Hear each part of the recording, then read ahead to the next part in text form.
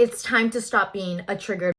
There is no reason to get triggered at circumstances that no longer serve you. If your manifestations or desires are taking too long to be received by you, chances are you are getting triggered by the little insignificant things. In today's video, I'm going to teach you how to remove triggers instantly in order to get your manifestations and your desires in life in 3 easy steps.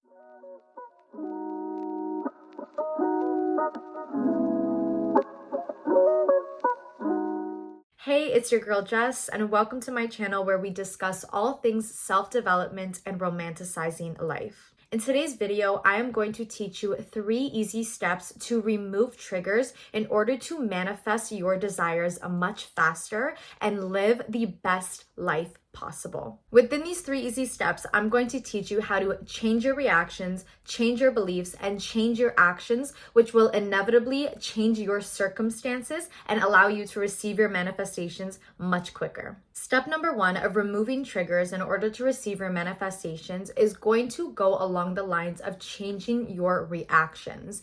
Now, I want to underline the significance and the difference between reacting and responding.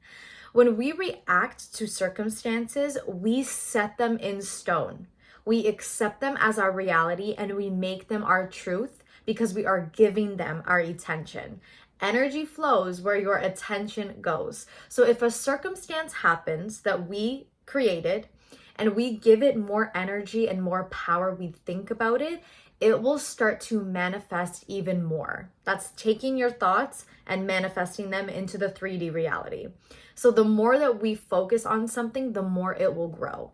So step number 1 is going to be changing your reactions and turning them into responses. Now, in the moment when you get triggered, I know that it is so complicated for some to really just slow down and not react. I've been there so many times where I've been in a situation that has happened to me over and over again, and I'm constantly reacting the same, and I'm getting the same outcome. How can we expect a different outcome if we are reacting the same? So in order to eliminate this trigger, we are going to change our reaction by using techniques for our body to regulate our nervous systems. So number 1 is going to be EFT tapping. EFT stands for Emotional Freedom Technique. So this is where you are going to tap on certain pressure points in your body in order to relax your nervous system. Some great ways to do EFT tapping is to tap your palm here, your temples, under the eyes, above the lip, your collarbones, underneath your arm, and on top of your head. When we tap in these certain areas, we are allowing our body to relax and we are regulating our nervous system because we are pushing on these certain pressure points. A way that I use EFT tapping is I will go into the washroom and I will look at myself in the mirror and I will start doing this EFT tapping. And while I'm doing the EFT tapping in the mirror, I will actually say out loud my desire. So let's say, for example, something in finances triggered me. And, maybe there was a really big bill that I had to pay. And it's causing me a lot of stress and anxiety, and I'm getting triggered because my circumstances are that, oh my goodness, I have this huge bill. How am I going to pay it? But my manifestation is the opposite. It's money comes easily to me, and I'm rich and abundant of wealth in life. I'm going to go into the mirror, and every time I push those pressure points, I'm going to state an affirmation in the mirror. So I'm going to say, money flows easily into my life. I am abundant in wealth. I get paid to exist.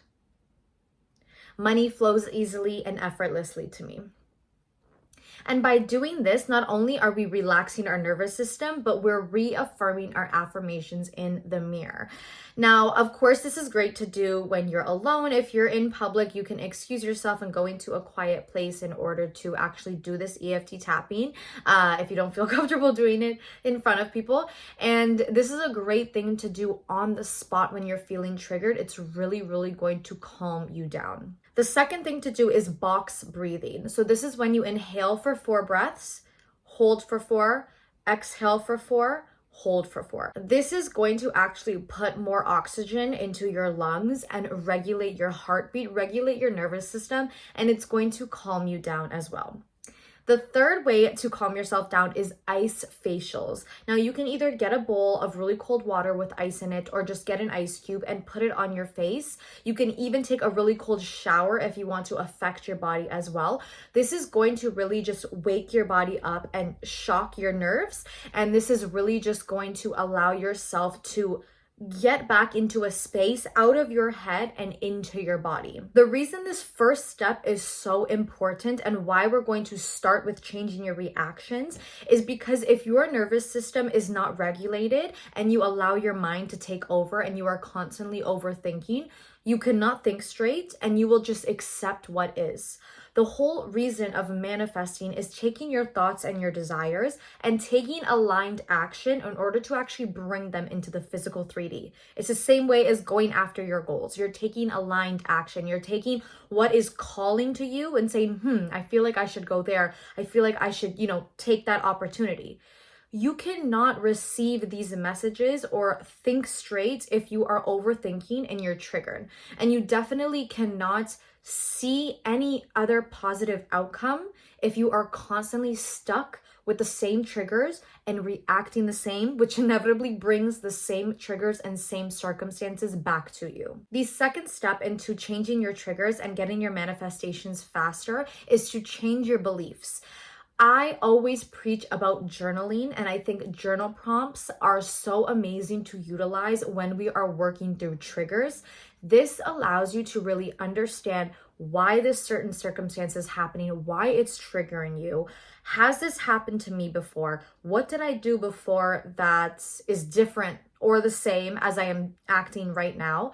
How can I eliminate this trigger? This will bring you into your childhood. This will allow you to ask yourself questions and really understand yourself better and bring you to a different outcome. Because like I said, if we are giving the same reaction and expecting a different outcome, it cannot work that way. We are going to attract the same circumstance to us. A great place is Pinterest. Go on Pinterest and search up journal prompts for triggers, and it will give you a bunch of journal prompts that will allow you to really ask yourself certain questions that's going to help you change your beliefs. Once you see the answers that you're giving these journal prompts on a sheet of paper, you're going to read them back and ask yourself, do I want to continue thinking like this?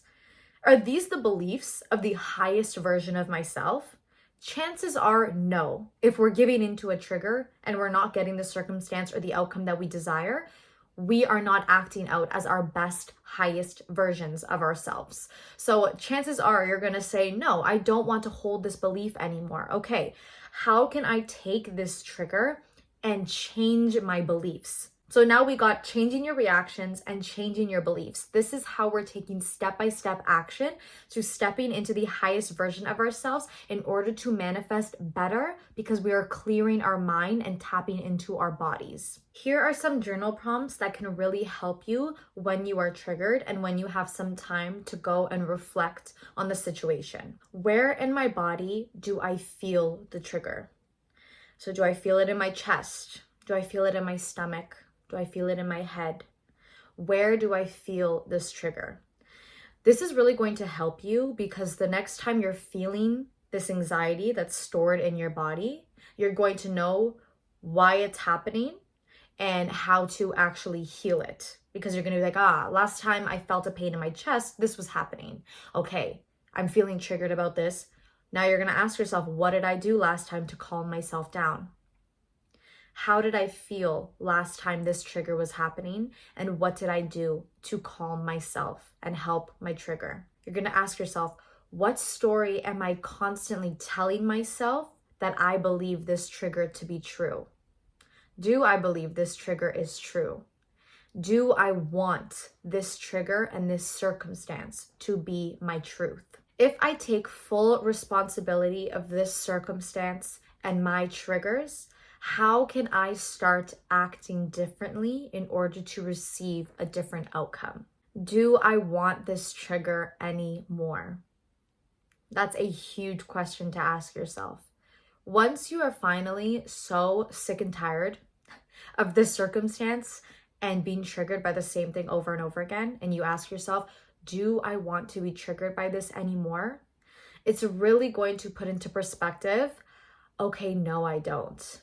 How can I act differently now in order to react and respond differently? This leads us into our final and third step, which is focusing on self-concept. This is where we are going to change our actions, which are inevitably going to start changing our circumstances and bring in our manifestations. After we have changed our reaction, so we've calmed our bodies down, we're changing our beliefs. We're looking at these triggers and asking ourselves, do I want this anymore? Do I want to be triggered by this?